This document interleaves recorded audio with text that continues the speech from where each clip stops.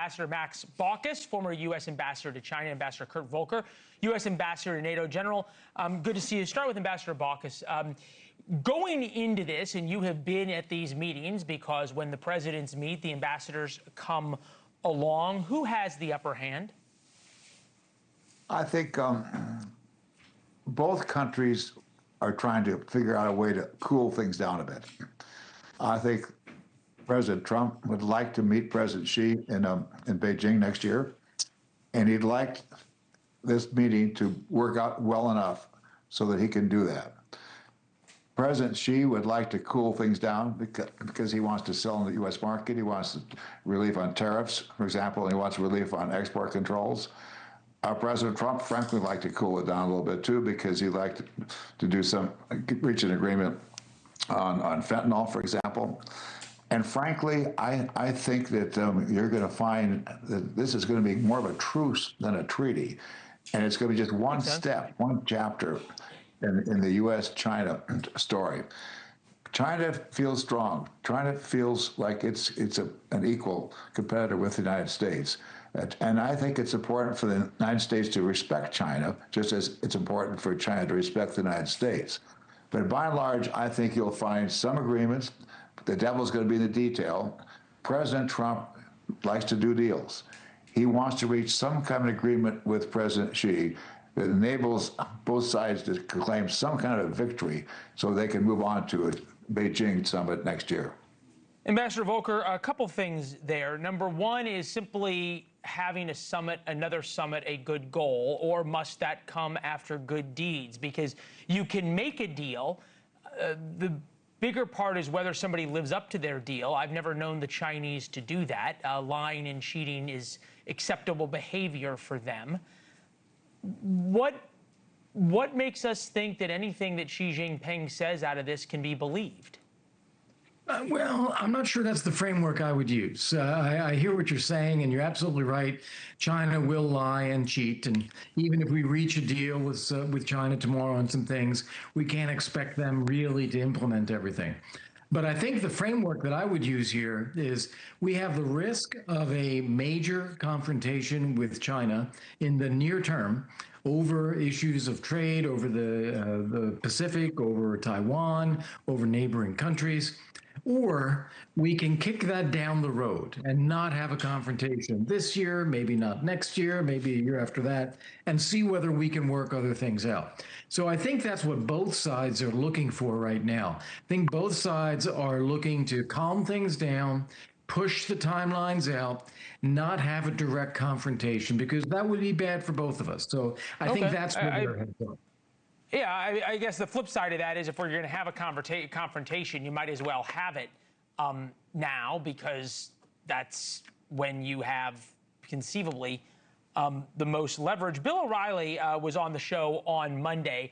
He viewed the situation in terms of who has the upper hand as decidedly on President Trump's side as we watch the beginnings of what is the presidential package. This is not Marine One, but this is the support helicopters fly in. We'll play that and then get Ambassador Baucus' view on the other side. Take a listen. The Chinese consumer didn't have enough money to buy enough stuff to keep the economy afloat, so they have to sell their stuff overseas. And America is far and away the biggest market. So Trump goes in there with an advantage. Ambassador Baucus, do you agree that Donald Trump has the upper hand and Xi is weak right now? And if so, why not use this opportunity to put your foot on the neck of the Chinese? I don't think it's proper to characterize whether one country has the upper hand or the other. We're trying to reach an agreement here. And to reach an agreement, there has to be some accommodation. There has to be some understanding. China's not going anywhere. China's always going to be around. The United States isn't going anywhere. We're always going to be around. China's a big country. We're a big country. Look at all the technological advances in China. They're very proud. They're not going to bow to the United States, just like we're not going to bow to China. I think our goal, and President Trump's goal, should be, as I think President Xi's goal is, figure out how we manage this competition between our two countries and respect each other. Because by and large, We want to work together. Chinese people are really just like American people. The same hopes, desires. They care about food on the table, incomes, take care of their kids' education, and so forth. And the goal of leaders is really peace. Hold on. Hold on. Hold on. Protect I have to America. say, Protect America. but Ambassador, So we you ought spent to a lot of find time way in to China. do I'm it not the going to way argue so with that you it about makes what the sense. Chinese want. But what the Chinese are willing to do to get it is very different than what the United States is. The United States does not have expansionary goals. The United States does not try to sort of export communism while having concentration camps inside their own country. The United States has laws and the rule of law. We believe in individual freedoms. We believe that the individual's rights are more important than that of the state. I mean, there's all these things that make America very different than China. Right. But you seem to think that somehow we're equals, and I seem to think that the Chinese, at least from my study, aren't okay with being equals. They want to be the dominant force. That's the China 49 project. How can those two things coexist? No, I don't agree with you. I do not think China wants to be the hegemon of the world. They don't want to. They want their country to grow. They want to take care of their people. They want to make sure that they're not pushed around. They're very proud. They've been subjected to, they think, humiliation in the last couple of centuries. I'm not standing up for China. I'm just saying that I don't think China wants to dominate the world. China wants to take... Hold on. I just want to interrupt you for a second. I'm getting this just now from President Trump's Truth Social. We're going to try to put it up on the stage, on the screen. I have here the printout. I'm going to ask the control room real quick. The United States has more nuclear weapons than any other country. This was accomplished, including a complete update and renovation of existing weapons during my first term in office. Because of the tremendous destructive power, I hated to do it, but I had no choice. Russia is second. China is a distant third. But will be even within 5 years. Because of other countries' testing programs, I've instructed the Department of War to start testing our nuclear weapons on an equal basis. That process will begin immediately. Thank you for attention to this matter, President Donald J.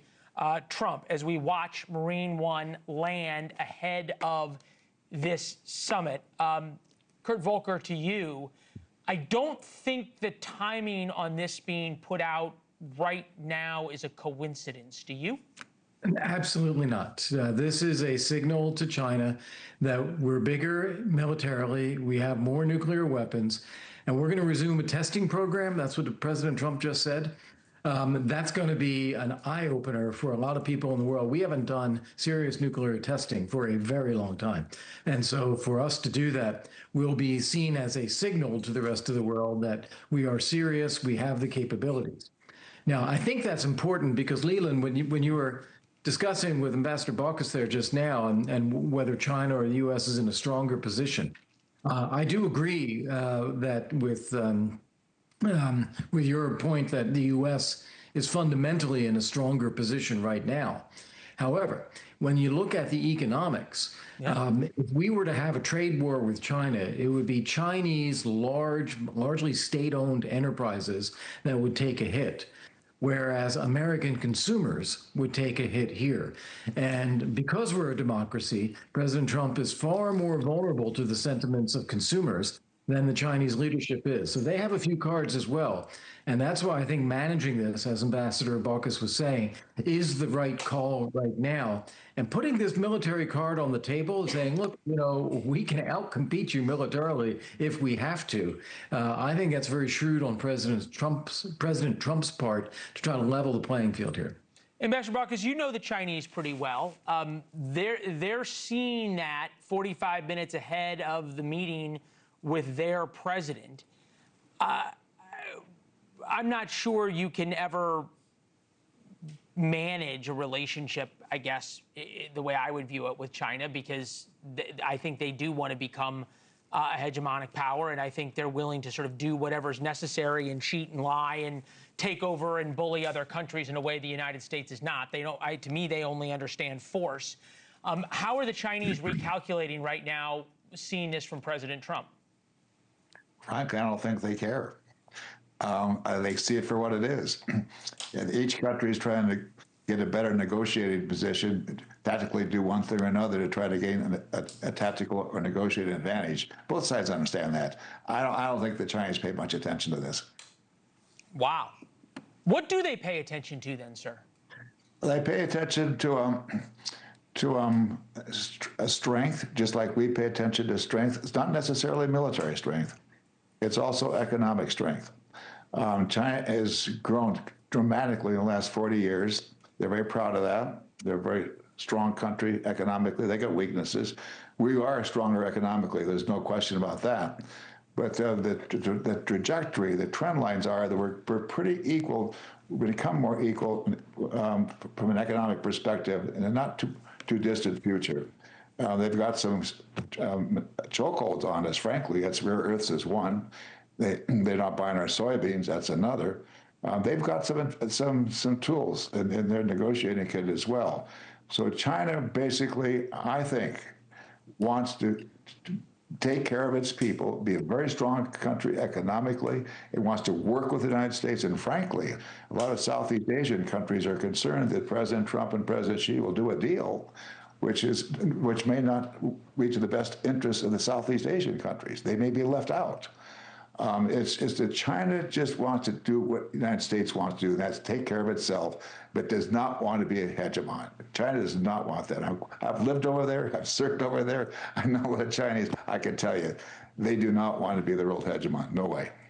Okay, so we're watching, this is what you're looking at right now for our viewers to understand. Air Force One's already on the ground in South Korea at Busan.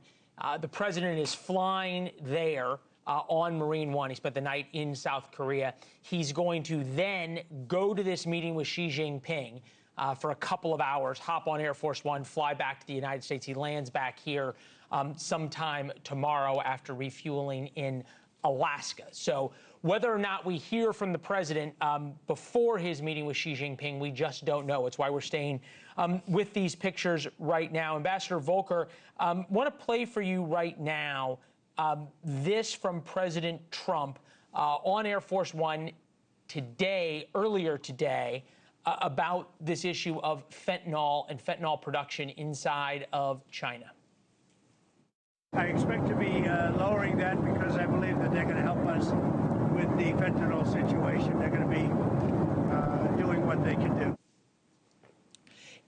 At some level, is the Chinese promising to help with fentanyl kind of the easiest give in the world for Xi Jinping?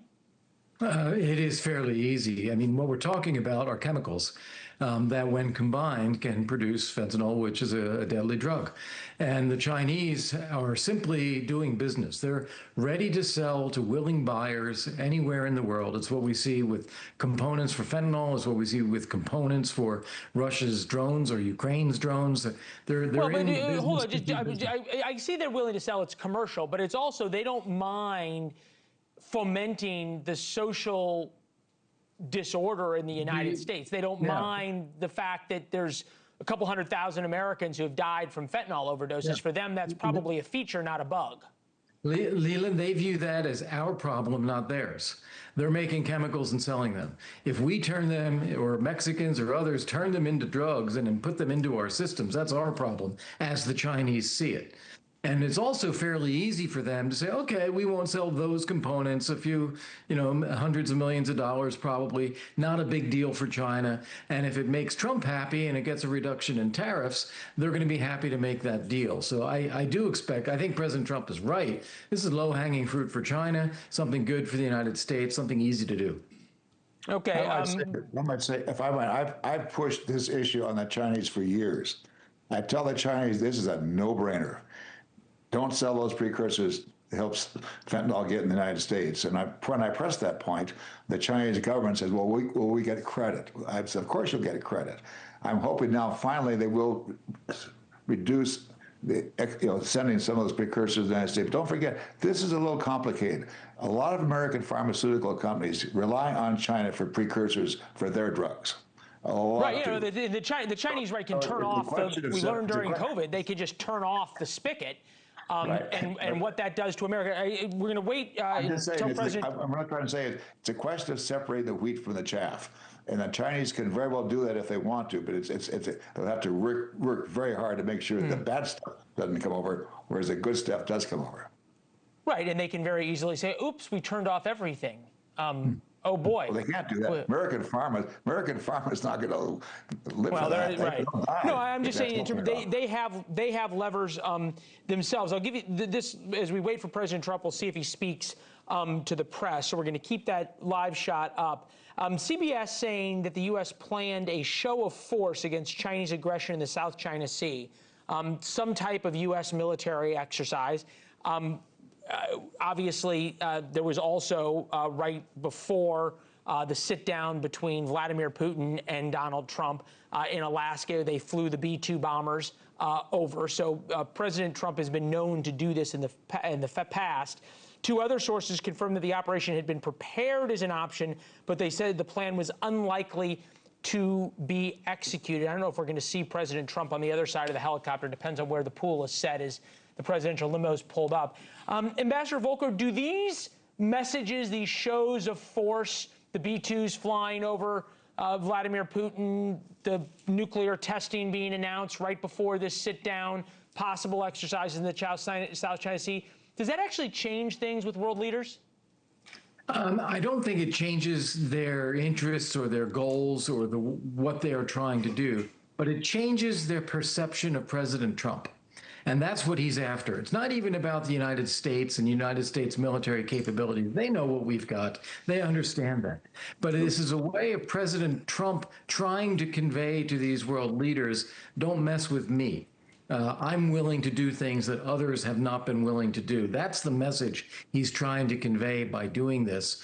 And I do think that it changes their estimation of him, and maybe in a positive way. That all of these world leaders that he's dealing with, whether Putin or Xi or the Iranians or Kim Jong-un, they're dictators, and they can do whatever they want. And they're used to democratic leaders being careful, cautious, balanced. And President Trump putting things out there to show that, hey, I'm not like them, I think that is deliberate on President Trump's part to get them to take him more seriously.